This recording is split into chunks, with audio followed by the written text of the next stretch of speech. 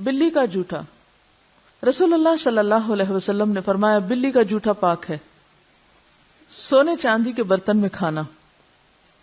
حضرت ام سلمہ روایت کرتی ہیں کہ رسول اللہ صلی اللہ علیہ وسلم نے فرمایا جو شخص سونے چاندی کے برتنوں میں کھاتا پیتا ہے وہ اپنے پیٹ میں دوزخ کی آگ جمع کرتا ہے.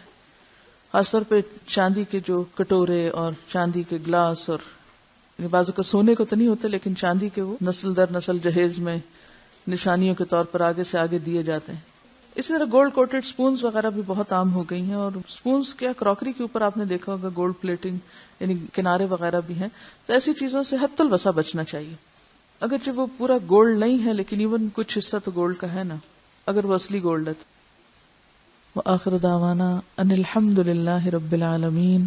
سبحانک اللہم وبحمدک نشہد ان لا الہ الا انت نستغفرک ونتوب الیک.